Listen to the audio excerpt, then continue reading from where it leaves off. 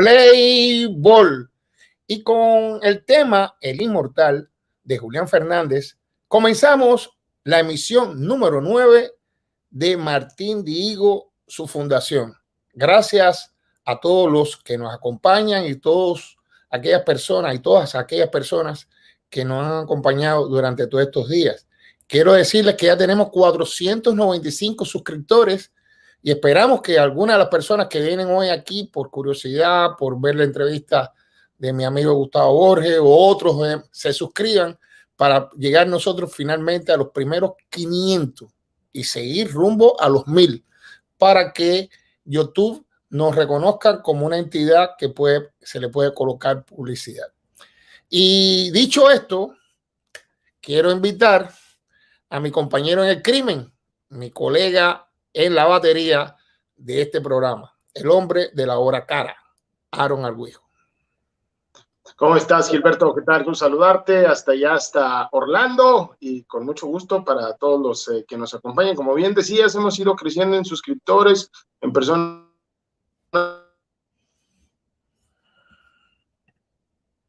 México está pues viviendo pleno apogeo, Gilberto, porque ya está por cantarse el Play Ball en la Liga Mexicana. Así es. Bueno, y hoy empezamos hablando de el deporte y el negocio, sobre todo con el drama, la película que firmó el pobre Albert Puyol, un hombre que en su 9 temporada con el equipo angelino conectó 1,180 imparables, 222 de estos cuadrangulares y 783 remolcadas.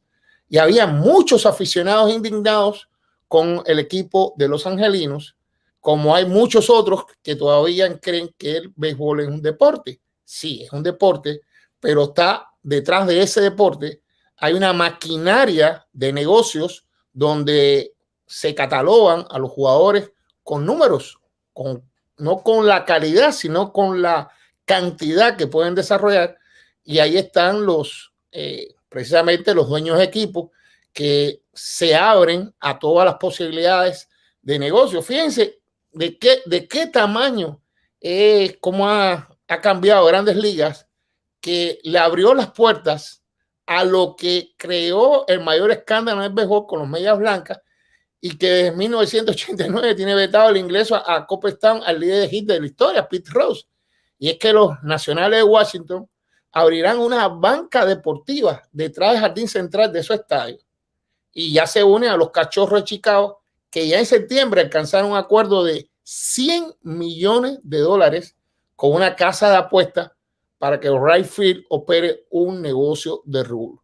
Así que el negocio del béisbol es algo que va más allá de las aspiraciones y los deseos de los aficionados, Aaron.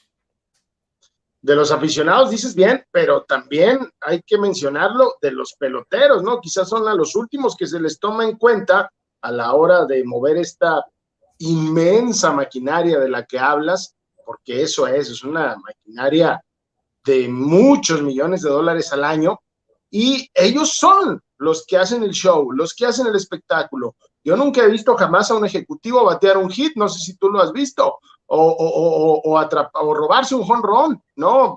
Sacando la pelota de atrás de la barda.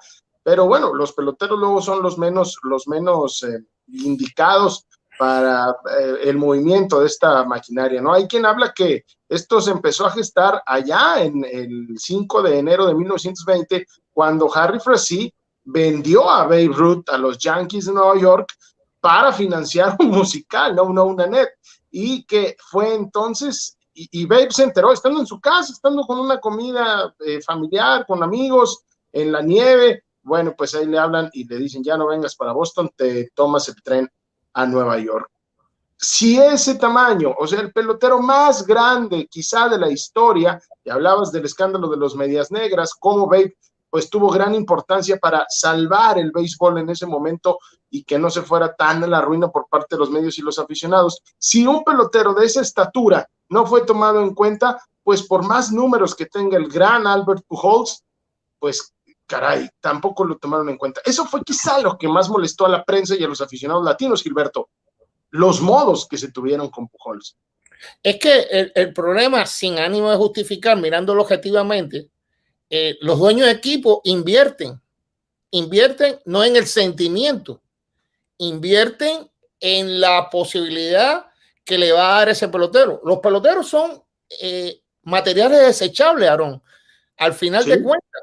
Por eso, hoy en día, existe la agencia libre, que en algún momento vamos a hablar quién fue que inició la agencia libre.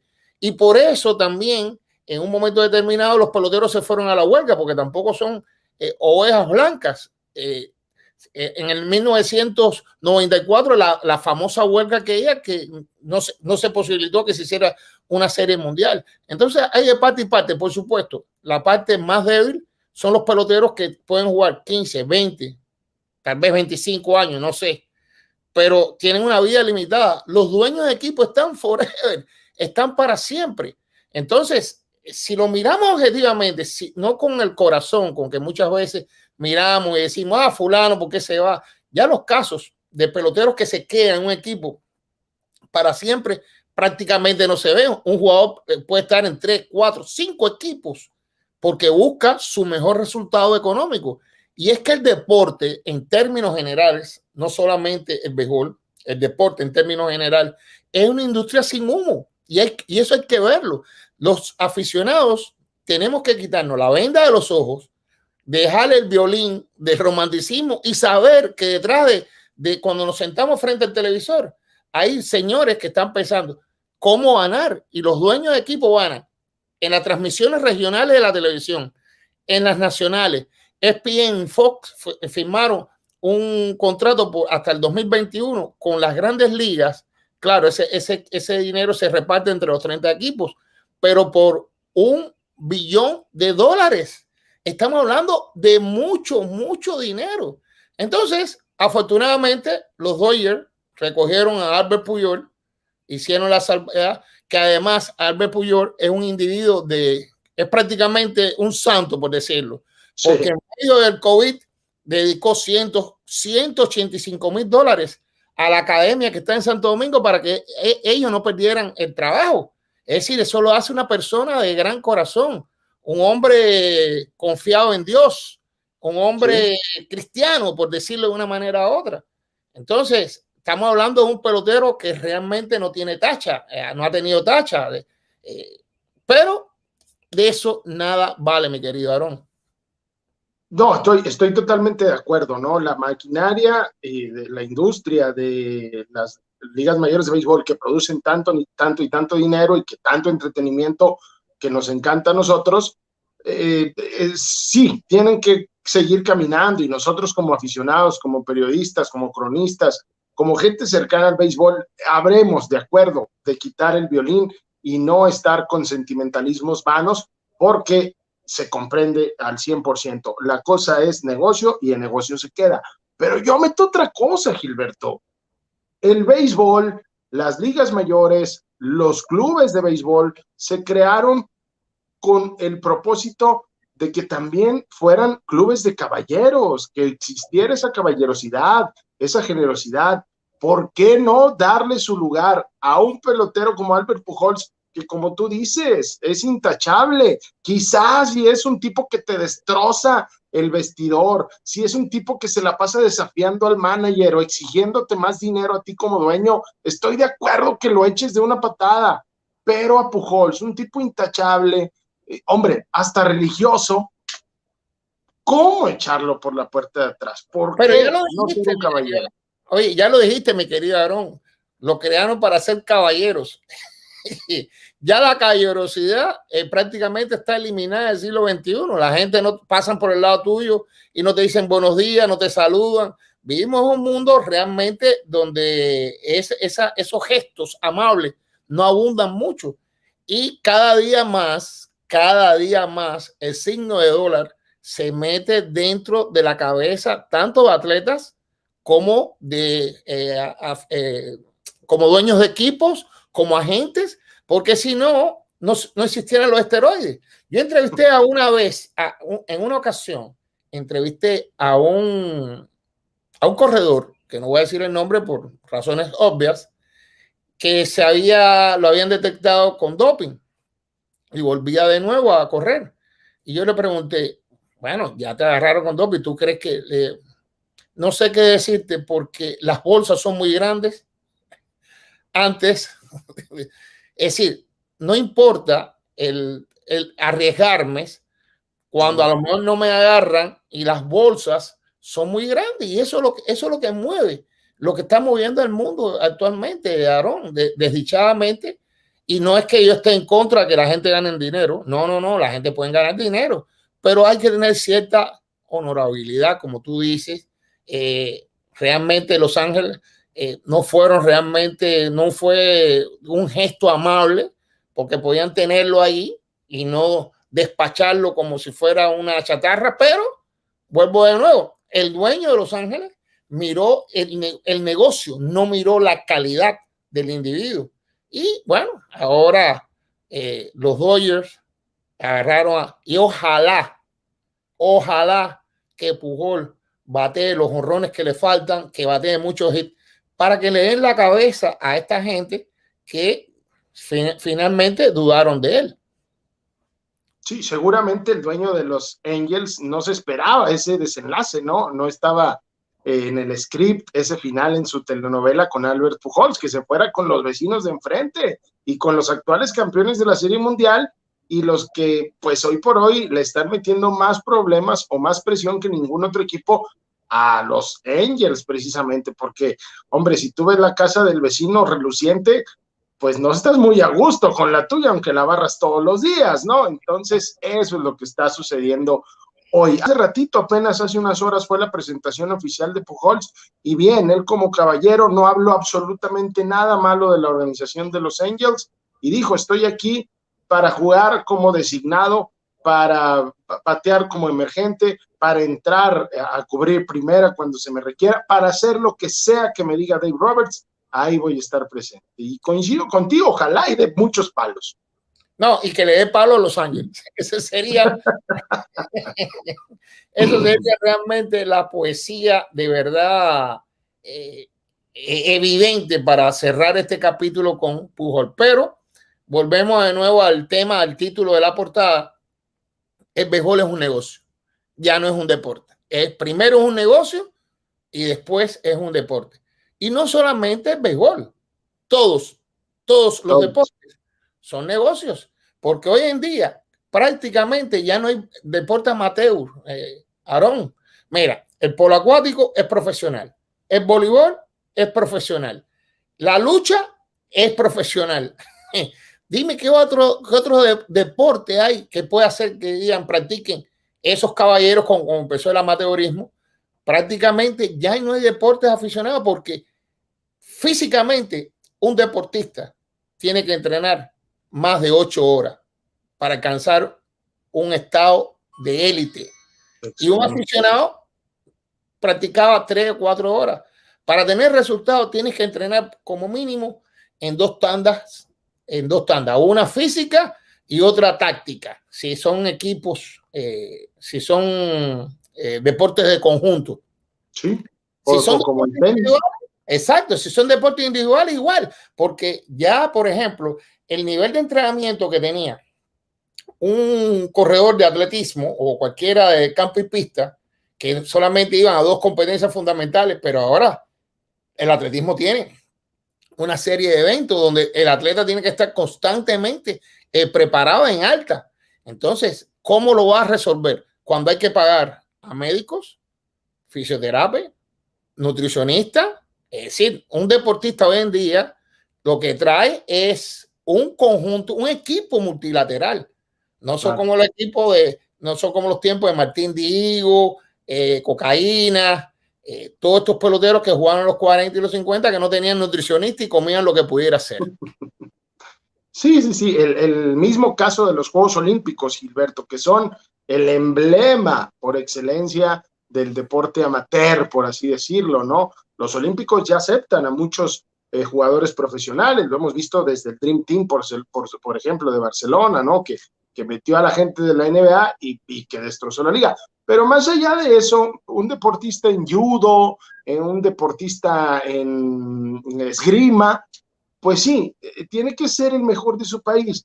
pero luego tiene que ir a clasificarse, no sé, un mexicano tiene que ir a clasificarse a la República Dominicana. ¿De dónde va a sacar un deportista que apenas, a duras penas, tiene para solventar sus gastos? Que además ya también los equipos deportivos es otra cosa, el equipo, me refiero a la indumentaria, las máscaras, lo que se necesita pues para hacer el deporte ya también está en unos precios elevados. Entonces, un deportista que apenas y saca lo justo para poder desempeñar su disciplina, ¿cómo demonios le va a hacer para irse a clasificar a tal o cual lugar y cumplir el sueño amateur que es el olimpismo, ¿no? En fin, el negocio ha alcanzado ya todos los rincones del deporte y aquí creo que ni tú ni yo estamos diciendo que eso sea malo, pero caray, es una realidad cada vez más constante y sonante y en la que cada vez, lamentablemente, los dólares van importando no más, sino mucho más que el deporte en sí. Hay que olvidar la ingenuidad. Y en el caso de eso que tú decías, de cómo los deportistas tienen que sufragar sus gastos. Yo recuerdo cuando vivía en México, todos los problemas que tenían los marchistas, que eran la punta de lanza del deporte mexicano. Bueno, ahora está el Taekwondo, que también le traen muchas medallas, como la CONADE, la famosa CONADE, no, que es la del gobierno, no ha entregado el dinero. Realmente era realmente de verdad difícil y tanto como México ocurre en otros países donde necesita la subvención del Estado para poder alcanzar un grado mínimo de las necesidades que tiene. Sí, el deporte hoy por hoy es un negocio que nos podría doler, que nos duele, sí, a los que somos un poco más románticos y que quisiéramos esto, que los deportistas se queden en tal o cual equipo toda su vida, sí, nos duele, pero bueno, ya esa venda creo que no puede existir hoy por hoy en un mundo tan globalizado y tan monetizado.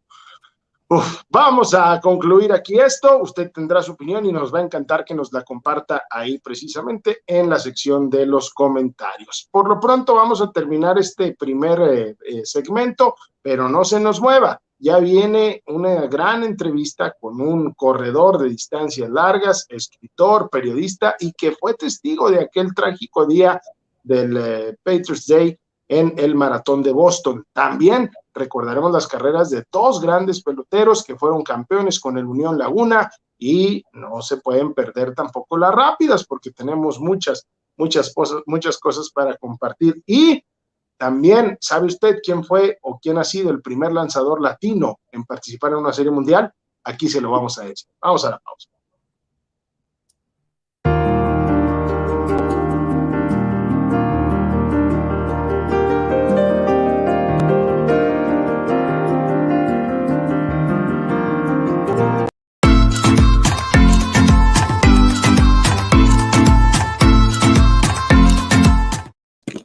Por primera vez aquí en Martín Digo Su Fundación, traemos un entrevistado que no tiene ligazón con el béisbol y es algo que también queremos establecer.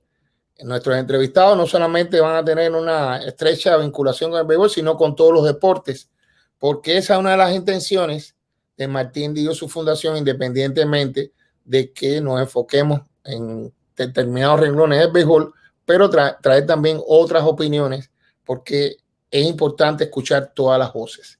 Y hoy tengo el enorme placer de traer una persona que conozco hace muchos años, un gran periodista y también un hombre que ha dedicado parte de todos sus años en correr distancias largas, además de que es vegetariano. Y yo bromeaba mucho con él, porque le decía, yo voy a comerme la carne tuya. Así que tenemos a Gustavo Borges, periodista y escritor. Bienvenido, Gustavo. Hola, Gilberto, ¿cómo estás? El gusto es mío. Gustavo, ¿cuándo fue que comenzaste a pensar a correr distancias largas? ¿Cuándo fue que tú dijiste, bueno, voy a empezar a correr distancias largas? Yo en el 82 con 19 años corría 4 o 6 kilómetros. Al final yo siempre quise ser un Martín Digo, pero no tenía brazo y no crecí, entonces imagínate a partir de tercer, cuarto grado ya no tenía nada que hacer en la pelota. Entonces, me sabía yo, como muchos de nuestra generación, todas las alineaciones de los equipos de la Serie Nacional y todas las estadísticas. Y entonces yo imitaba a Bobby Salamanca, yo quería ser Bobby Salamanca. Entonces, a los que no son cubanos, Bobby Salamanca fue un gran comentarista de béisbol cubano que hizo grandes innovaciones dentro de la narración. Y entonces yo empiezo a practicar deporte, pero me entero que en Varadero estaba la carrera de 10 kilómetros adjunta al maratón de Varadero. Y me empiezo a parar y en el 89 corrí 10 kilómetros, pero después me voy para La Habana a vivir en el 90 y el medio maratón de La Habana no había 10 kilómetros. Entonces empecé a correr 21 kilómetros en el 92 y la verdad es algo que tenía que ver mucho conmigo porque mi físico es bastante... se adapta bastante a las distancias largas. Yo disfrutaba muchísimo. Yo soy un tipo que tengo una tendencia a la soledad. Puedo ser muy gregario cuando hay afectos, ¿no? Pero el deporte de las distancias largas tienes mucho tiempo solo contigo mismo. Y ahí empezó todo. En el 92 corrí por primera vez Maravana y ya después seguí. En el 2010 me demoré muchísimo. Bueno, ahí está la foto. Esa fue en el 95, corrí el medio maratón de La Habana. Esto fue en Torreón. Eso fue en Torreón. Y eso fue en el Maratón de Boston. Ya después, en el 2010, empezó a correr el maratón, pero todo el que corre maratón a nivel no profesional, pues el sueño es llegar a Boston. Y bueno, pues yo corrí Torreón en esa carrera, no en esa foto, pero en Torreón me clasifiqué para correr Boston en 2013. Y ya ahí corrí, ese fue mi tercer maratón en el 2013. ¿Cuántos maratones has corrido hasta la fecha? Yo he corrido 7 maratones. He corrido 2 veces Torreón, una vez Monterrey, 2 veces Boston, una vez Chicago y una vez Ciudad de México. Bueno, y contando los de Cuba, ¿no? Ah, sí, pero bueno, me referí a una carrera de 42 kilómetros. No, en Cuba okay. Corrí medio maratón más de 50 veces porque estaba en un club de un gran personaje que vive en Cuba, que es muy anónimo. José Ramón López es una especie de científico que estudiaba, nos tenía un poco como conejillos de India, ¿no? Él nos hacía análisis antes de empezar el entrenamiento y teníamos casi, salvando las distancias, ¿no? Seguíamos un entrenamiento y él nos veía cómo evolucionaba la hemoglobina, los leucocitos, el peso y todo. Y entonces hacíamos casi todos los fines de semana hacíamos carreras por nuestra parte y ya las buenas eran como una vez al mes. Y ¿eso fue en Cuba? Eso fue en Cuba. ¿Qué cosa era? ¿El fisiólogo? José Ramón López es una especie de científico. El problema de José Ramón López es que está en contra del gobierno. Él estuvo con esta generación del 13 de marzo, del directorio estudiantil 13 de marzo. Entonces, estudió muchísimo por su parte. Él es ingeniero, pero ha dado conferencias en la Facultad de Medicina en la Universidad de La Habana. Y entonces, por ejemplo, es un tipo muy obsesivo. Me dio Alianza, el circuito de maratón de La Habana, y inventó una fórmula para medir el mérito en la carrera. Si un corredor de 40 años corre con uno de 60 y también corre uno de 20, a ver el mérito de la carrera, cómo es de acuerdo al récord mundial de la edad. Y sí tuvo mucho, es un hombre muy sabio, ya está muy mayor, pero ha sido como, para mí como un padre, ¿no? Con él empezó un camino que terminé vegetariano, aunque él está en contra de que yo sea vegetariano. Ya decirte, un hombre interesante. Yo no lo conocí ni lo vi inventar en la isla. Sí, o sea, él, bueno, el problema es que él era muy polémico, ¿no? Él llegó y, por ejemplo, se metió con Juan Torén y dijo que Juan Torén era un farsante, que había dicho que corría 21 kilómetros cuando él no corría 21 kilómetros. Y estuvo muy ligado, por ejemplo, a la preparación de Alberto Cuba cuando ganó los Panamericanos en 91, en maratón. Y es un hombre muy lúcido, ya está muy mayor, pero muchos estudios de medicina, tiene publicaciones sobre temas de salud muy válidos, sobre la vitamina C, sobre no solo de él, sino basado también en grandes científicos, ¿no? Y tuve la suerte de tocar con esta persona y a partir de ahí me metí y seguí a correr la distancia larga que me han dado muchas alegrías.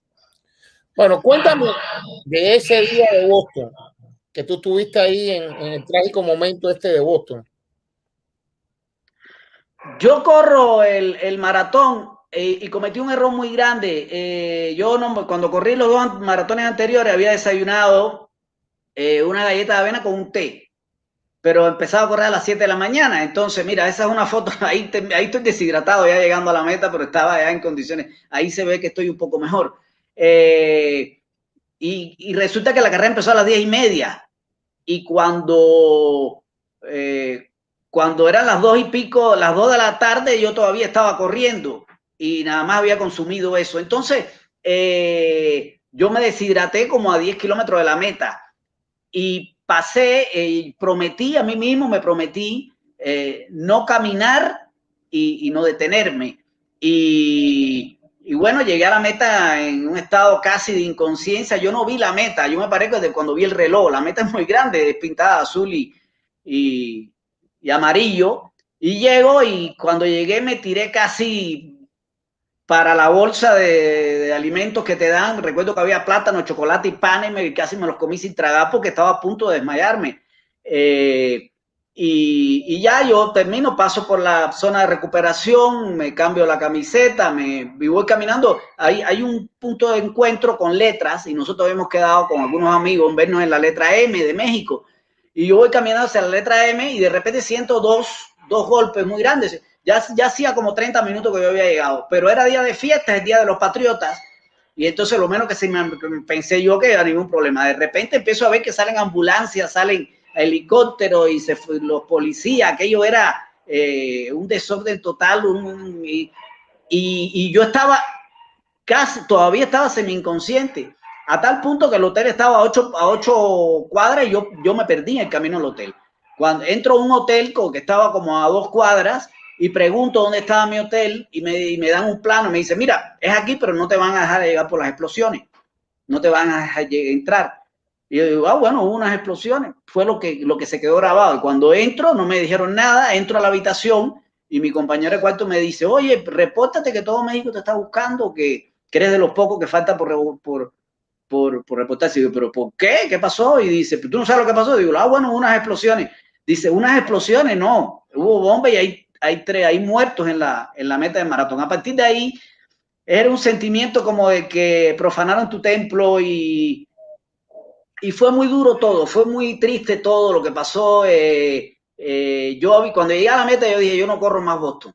Y al otro día, en el aeropuerto, yo me fui a Chicago, porque mi hermano vive en Chicago, y en el aeropuerto me encontré a un amigo y le dije, mira, vamos a hacer una especie de juramento, como honor a todo esto, como un gesto de, no sé, de acercarnos a las víctimas, al ambiente, a Boston, a lo que podamos estar relacionados con esta carrera que es como los Juegos Olímpicos para los corredores. Vamos a volver a correr, vamos a ir a Chicago el año que viene y vamos a clasificarnos para el 2016. Y así fue, yo corrí el 2014 en Chicago y clasifiqué para el 2016 y en el 2016 volví a correr el maratón. Es algo que se quedó muy metido dentro, fue mucho dolor. Y después llevo desde el 2015 hurgando en las historias, pequeñas historias, y lo que puedes encontrar es un hormiguero de historias humanas hermosas. Te puedo contar, por ejemplo, Eder Abbott perdió una pierna. Hay una película que se hizo de ellos, recientemente la vi. Pero, Gustavo, todas estas historias que tú estás haciendo y sobre todo la crónica que haces de correr como tú ves el maratón, tú tienes un libro escrito ya, ¿no? Sí, yo escribí un libro sobre los fondistas mexicanos de la generación mía, que son los que tienen ahora 50 y tantos años, entre 50 y 58 por ahí, pues formaron parte Cuando yo empiezo a correr, ellos estaban triunfando. Yo vivía en Cuba y los conocía y los seguía y los admiraba. Y cuando yo aquí los voy conociendo y después tuvieron me hicieron el regalo de recibirme y contarme las pequeñas historias. Es un libro que no es tanto de deporte, sí, es un libro de maratón, pero más que todo está basado en las historias humanas alrededor de esta generación, porque fueron chicos que salieron de la pobreza total, salieron muy abajo y bueno, pues son crónicas basadas en lo humano, en las pequeñas historias. También se habla de récords, pero va sobre todo por las pequeñas historias de esta generación que fue grandísima. Para lo que llegaron ahora, Gustavo vive en México. Gustavo vive en México y trabaja hace muchos años para la agencia EFE, que es la agencia española de noticias. Los duros del maratón. Bueno, este es tu primer libro. Yo me imagino que ya por ahí te quedaste enganchado en seguir escribiendo, Gustavo. Sí, te contaba de Heather Abbott, que es una chica que le gustaba usar tacones, pierde la pierna y después termina usando tacones después de perder la pierna en el maratón. Otra chica bailarina que pierde la pierna y regresa a bailar. Una pareja de jóvenes, Patrick Dunn y Jessica Kensky, que tienen una historia de crecimiento personal a partir de que perdieron las piernas. Y son personas, yo soy muy defensor y en esto tú eres un ejemplo de vida porque tú tienes una historia muy fuerte de que estos chicos fueron sobrevivientes, no fueron víctimas del maratón. Así es. Y así lo vieron, nunca se pintaron como víctimas, nunca por qué a mí, sino, bueno, esto es un pretexto para yo crecer, para superarme. Y hay historias hermosas, desgarradoras, pero hermosas, no de qué no lástima, ¿no? Y hay 4 casos, hay 3 chicos que mataron en la meta y uno más que fue el policía que mataron después. Hay una película de eso. Y bueno, yo he estado investigando mucho y me gustaría escribir una historia preferentemente que fuera de ficción, porque contar mi experiencia es muy duro y no sé si yo pudiera salirme. Entonces, pues mejor invento un personaje que tenga más o menos que ver y basado en la experiencia que tengo, a ver si puedo lograr hacer eso, ¿no? Porque no es lo que yo hago normalmente. Yo llevo muchos años haciendo periodismo, pero nunca he escrito ficción. Sí me gustaría hacer eso.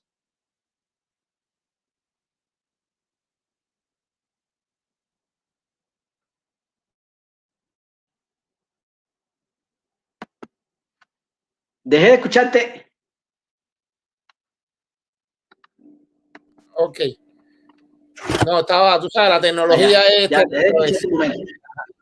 Oye, me gustaría que me hablara un poco ya lo dijiste un poco anteriormente, pero me gustaría que me repitieras cuáles son las características que debe tener un corredor de maratón, a qué se enfrenta, cómo entrena un corredor de maratón.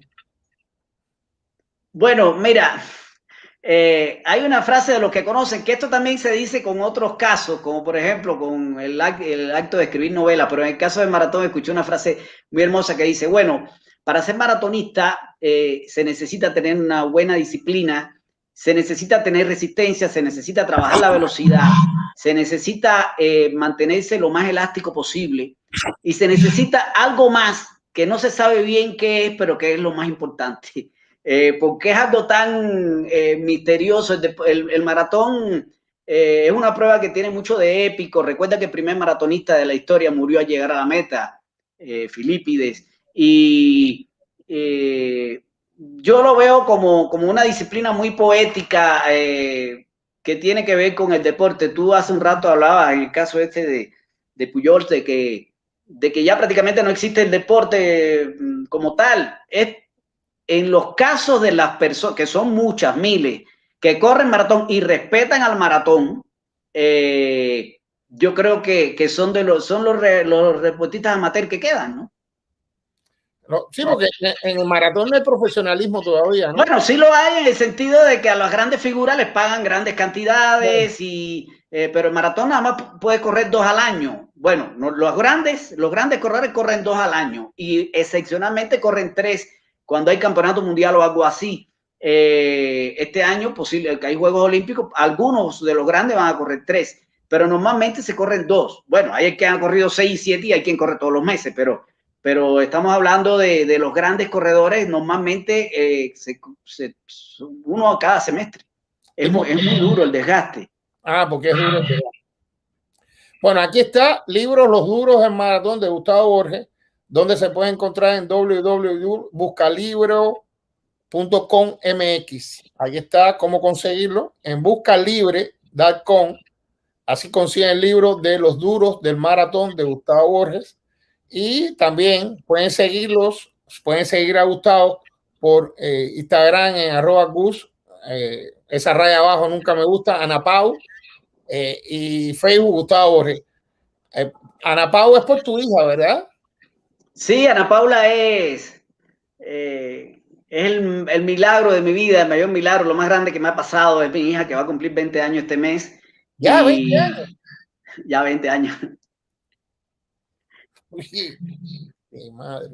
Como pasamos nosotros por el tiempo, como uno dice, como pasa el tiempo, no. Lo que pasamos somos nosotros como una ráfaga. Exactamente.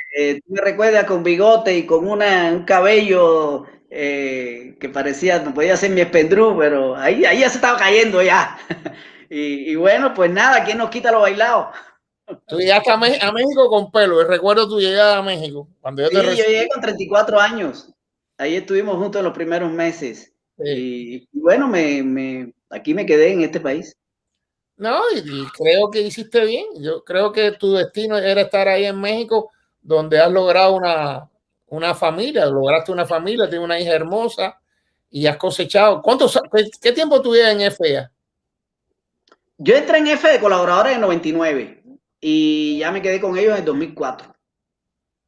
Fíjate, todo el tiempo que ya tú tienes en FEA. Pues casi todo el tiempo que llevo en México lo llevo relacionado con la agencia de 99 y bueno, pues agradezco mucho porque la verdad tengo muchas cosas que agradecer. He tenido muchas oportunidades de crecer en muchos sentidos y de aprender un montón de cosas y sobre todo muchos momentos de felicidad que he tenido en la agencia. Pero además tú has sido el corredor de larga distancia en agencia, porque tú estuviste en Cuba, en la IN, donde hiciste también toda tu carrera. Y fuiste para México de otra agencia. Tú realmente eres un corredor de larga distancia. Bueno, sí, lo que pasa es que yo lo hago recreativo, ¿no? Yo la verdad lo disfruto muchísimo y bueno, pues sí, lo sigo disfrutando mucho. Pues Gustavo, ha sido un enorme placer estar contigo, conversar, recordar esos momentos tan tristes de Boston, donde fuiste hasta cierto punto testigo y protagonista de ese hecho tan trágico para los corredores y para la ciudad de Boston. Y bueno, espero tu próximo libro, eso es lo único que te puedo decir. Esperamos. Bueno, pues yo también lo espero. Te agradezco muchísimo. Hay un respeto profesional y sobre todo como persona de muchos años y bueno, pues aquí estamos siguiendo tu programa, viendo que te sigues superando en todos los sentidos cada día y la verdad eres un ejemplo de vida que sigo, ¿no? Y nada, va un abrazo fuerte para ti, para Marisol, para la familia y bueno, pues aquí estamos. Te mando un abrazo, mi hermano. Abrazo. Señores, vamos a una pausa, pero al regresar, dos hombres que son figuras importantes dentro del equipo Unión Laguna. Y luego les revelaremos quién fue el primer pitcher latino en series mundiales. Y más adelante, la extraordinaria atrapada de una mujer con bebé agarrando un fly. No se muevan, quédense con nosotros.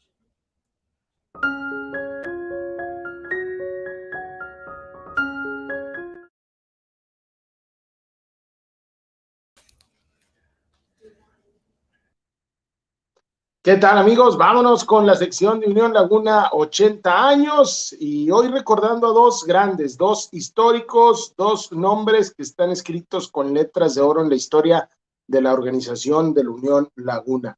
Nos referimos a Guillermo Garibay Fernández y Jesús Chanquilón Díaz, dos hombres nativos precisamente de aquí de la comarca lagunera y que tuvieron gran aporte en los dos campeonatos que ha tenido precisamente el equipo lagunero. Vemos en pantalla primero a Guillermo Garibay, quien en 1942 participó, por supuesto, en el equipo comandado por el gran Martín Digo Llanos y que logró el primer campeonato en la historia de la comarca lagunera en el deporte profesional. Apenas a los 2 años de haber sido creado el equipo del Unión Laguna, se coronó campeón. En ese 1942, Guillermo Garibay Fernández compiló un promedio de bateo de .211 y se convirtió en un elemento titular, destacándose no solamente por cumplir con la labor que se le encomendaba dentro del terreno de juego, sino también por su inteligencia al jugar, inteligencia que después lo haría destacar también como manejador.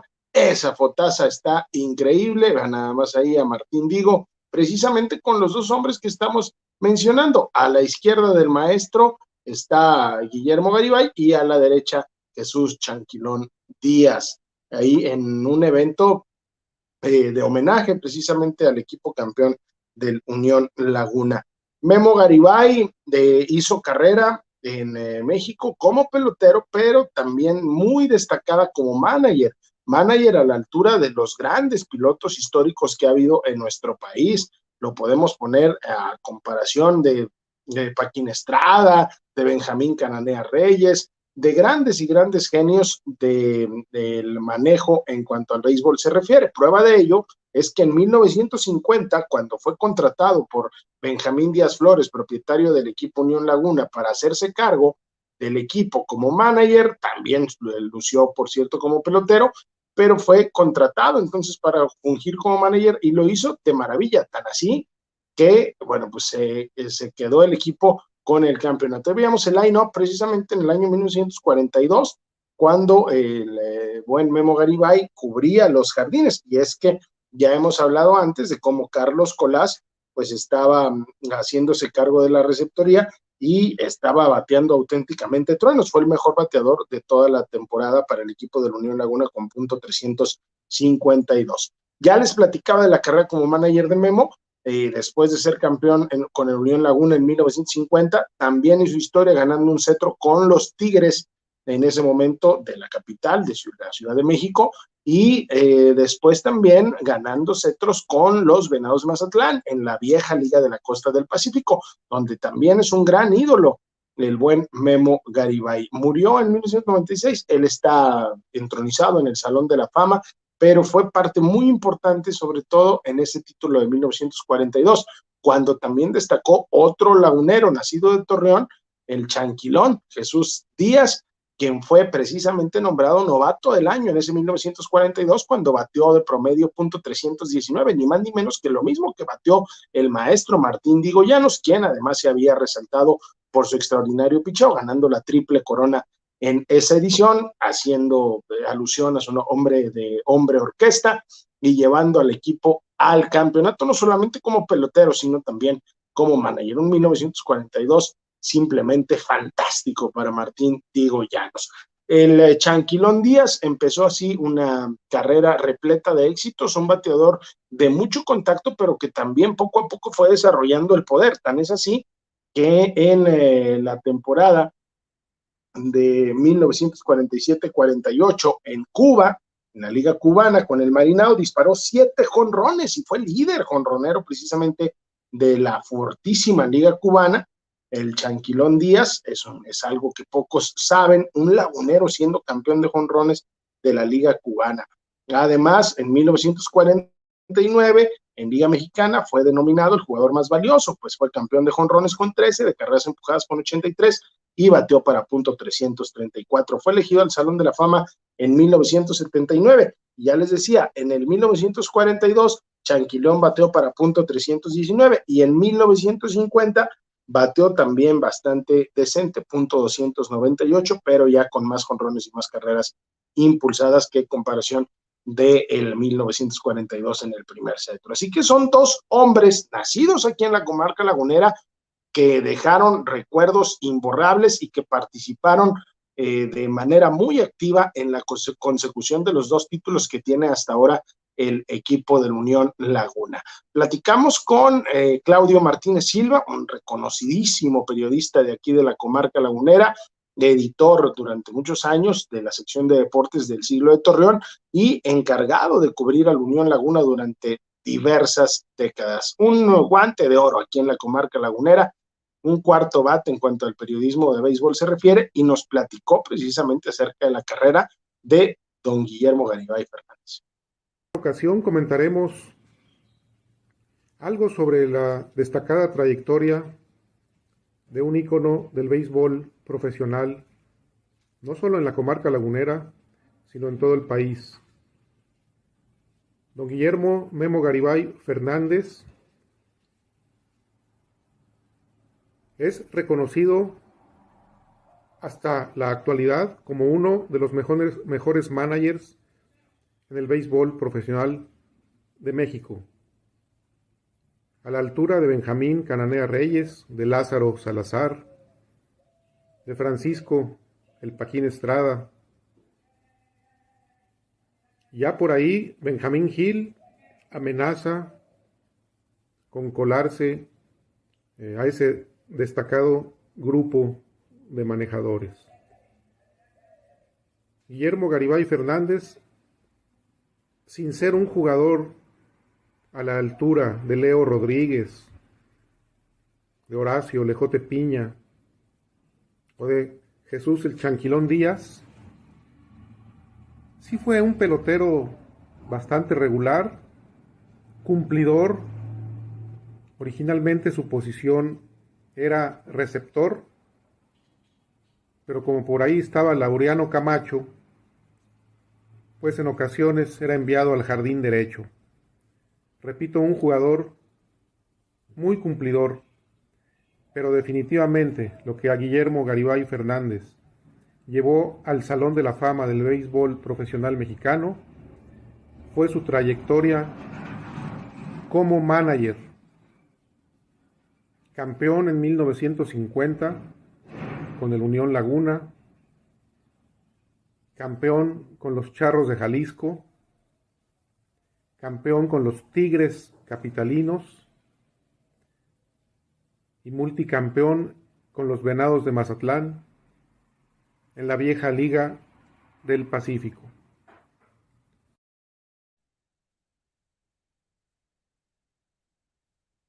Bien, ahí está Claudio Martínez hablándonos un poco acerca de la trayectoria precisamente de don Guillermo Garibay, la cual lo llevó hasta el Salón de la Fama y es un inmortal del béisbol mexicano. Guillermo Garibay, Jesús Chanquilón Díaz, dos laguneros, participantes y protagonistas de los dos títulos que tiene hasta el momento el equipo de la Unión. Hasta aquí este segmento, recordando los 80 años de la Unión Laguna. En cuanto a su primer campeonato se refiere, que ya estamos muy cerquita, el próximo año los conmemoraremos. Unión Laguna, 80 años, hasta aquí, pero no se despeguen, vamos a hacer una brevísima pausa y regresamos con dos estrellas por siempre. Uno es el primer lanzador latino que participó en una serie mundial y otro estableció una marca muy difícil de romper en las grandes ligas. Además, ¿quién dice que las mujeres cargando bebé no pueden fildear un fly? Vamos a demostrarles lo contrario. No se vayan.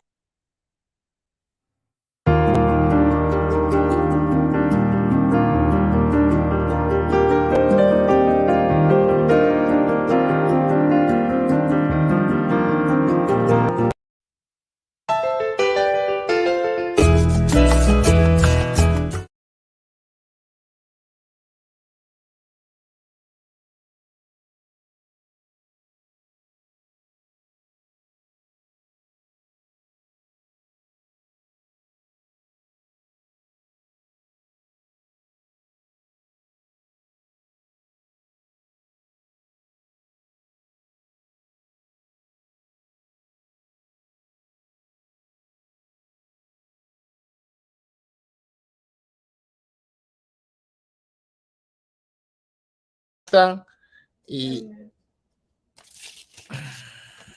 no estoy en mute, estoy hablando y se ve. Compartan, hay un cruce aquí tecnológico, compartan todo lo que ustedes ven aquí en este programa para que otros vean el esfuerzo editorial que hacemos. Aarón, Marisol y yo, por tratar de que llegue todas estas figuras históricas. Y una de esas figuras históricas que siempre tiene que estar dentro de la memoria del béisbol latinoamericano es el señor Papá Montero.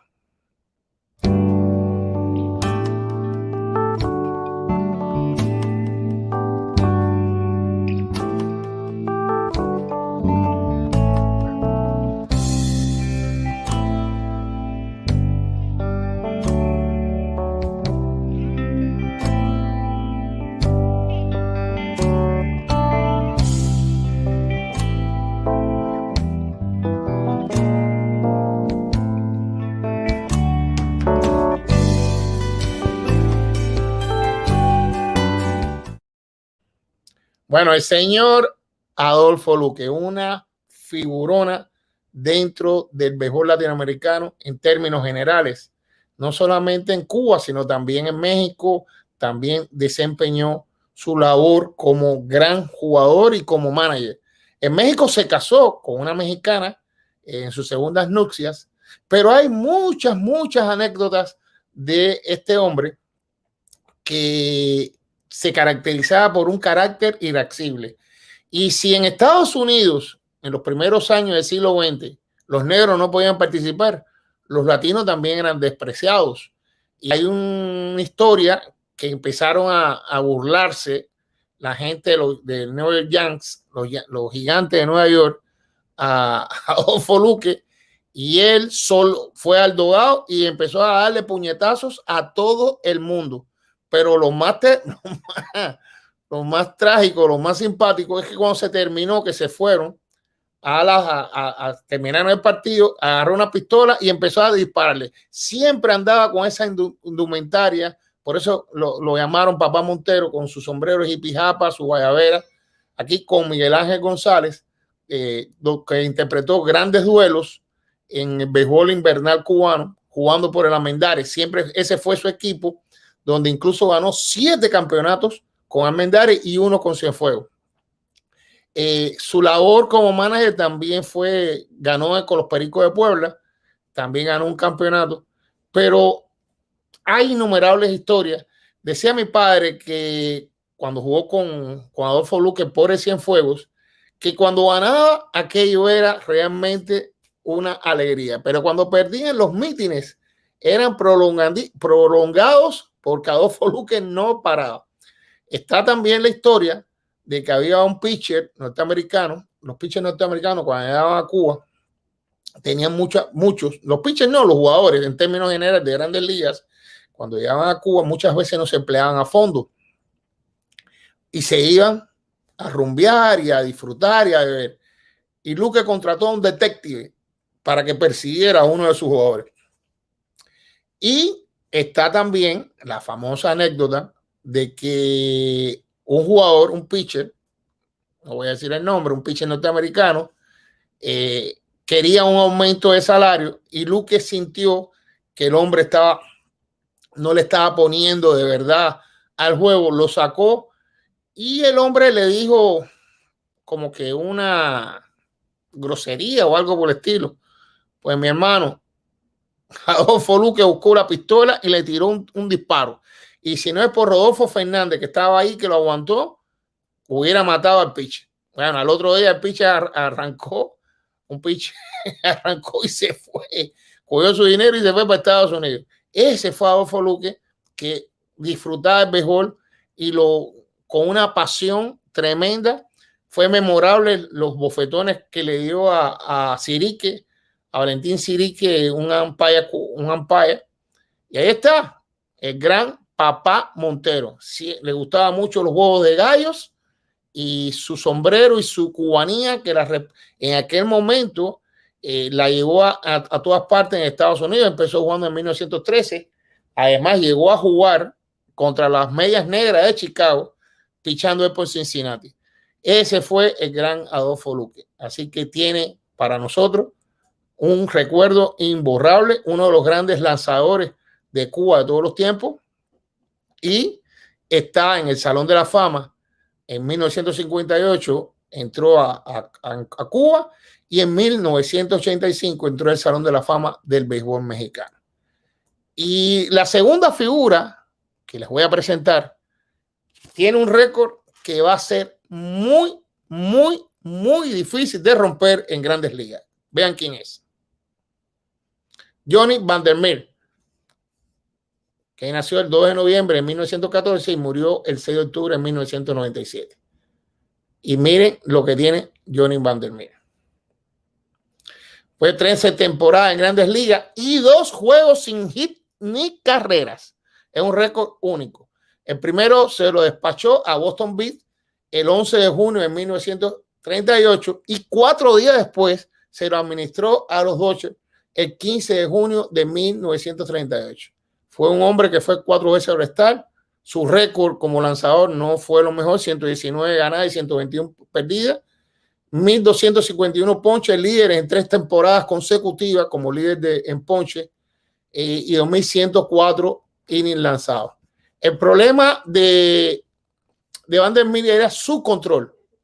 El control como zurdo, al fin, ustedes saben que los zurdos tienen fama de no tener mucho control de sus lanzadores.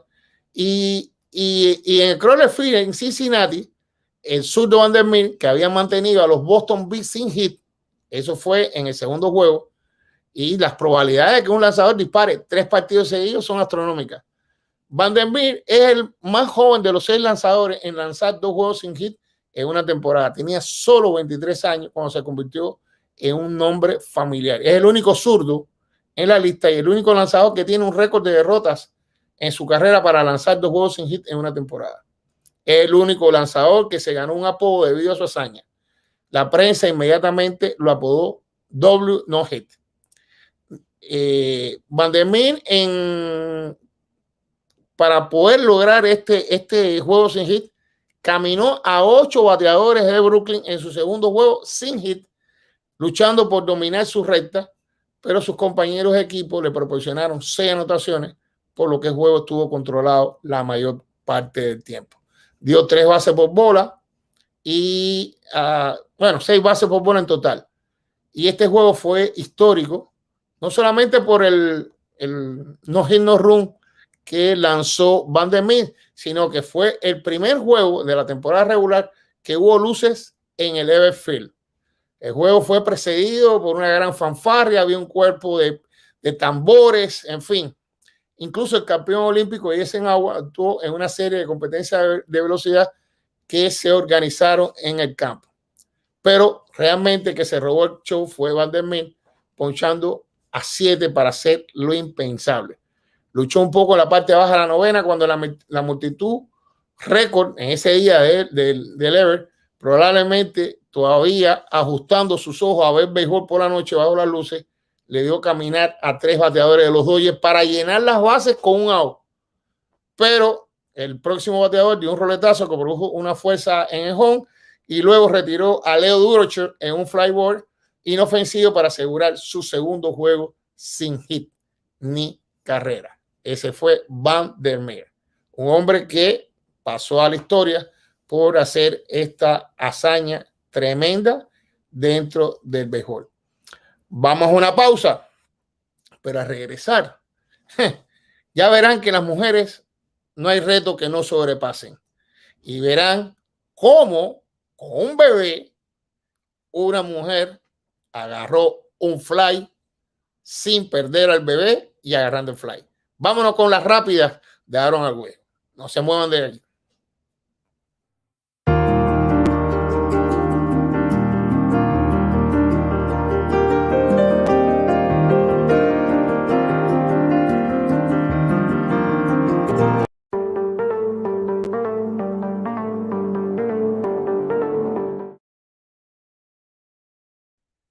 Bien, ya estamos de regreso, amigos, con las rápidas para descubrir todo lo que está aconteciendo alrededor del planeta béisbol. Vamos a comenzar en las ligas mayores y con los Yankees de Nueva York. Aaron Judge, mi tocayo Aaron Judge, está destrozando la pelota de 108 costuras.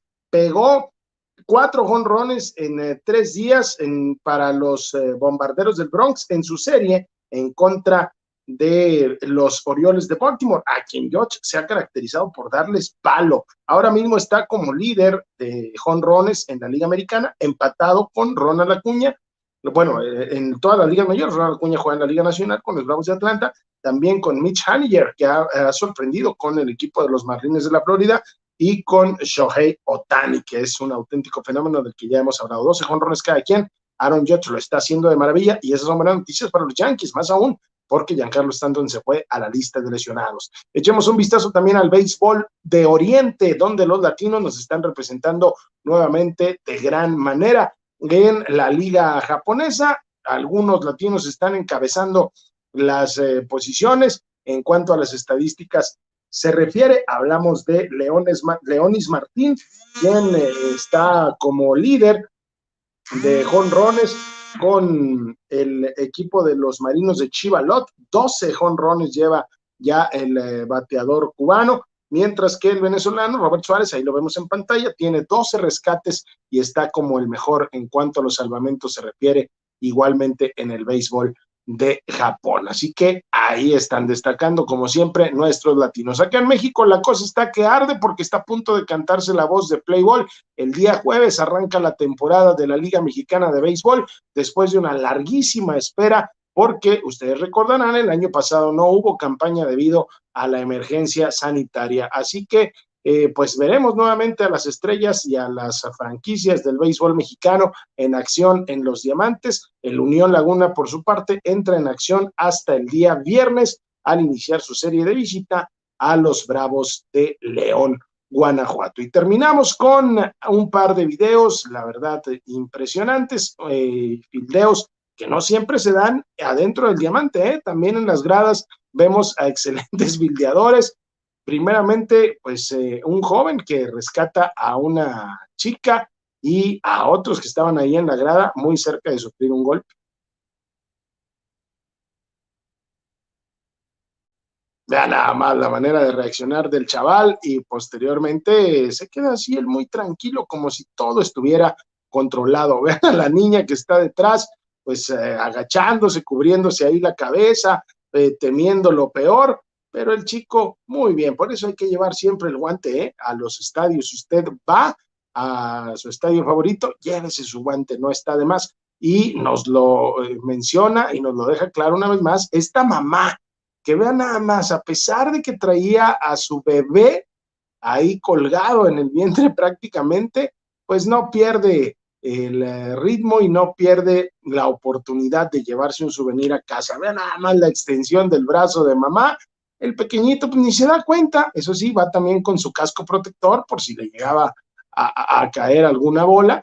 Y bueno, mamá se hizo cargo. Qué manera de fildear, en un brazo el bebé, en el otro el guante, para llevarse la pelota a casa. Seguramente es un gran recuerdo que tienen ahí en su hogar, un souvenir de esos que son para toda la vida, Gilberto. No, lo gracioso es el otro que está esperando, el que tiene la camisa azul esperando para fildear, y la mamá le dijo, no, esta es mía. Mírala ahí, mira. Él esperaba que le iba a capturar. Mira la cara de asombro de todos. Además, con lentes oscuros. La mamá con lentes oscuros. Y él ni por enterado se dio el chaval. Es que las mujeres, de verdad, lo hemos hablado varias veces, Aaron, no hay retos para las mujeres. No, todo lo pueden cumplir, son seres maravillosos, extraordinarios, y ya lo decías en la imagen, todos sorprendidos, menos el bebé, él estaba muy a gusto, en otra cosa. Por cierto, una mujer nos está saludando, Estrella Fernández, que siempre viene a nuestros programas. Estrella, hola Gilberto, gracias. Estrella, que siempre estás aquí con nosotros en los programas de Martín Díaz, su fundación. Y Susana Vilar, qué increíble curiosidad.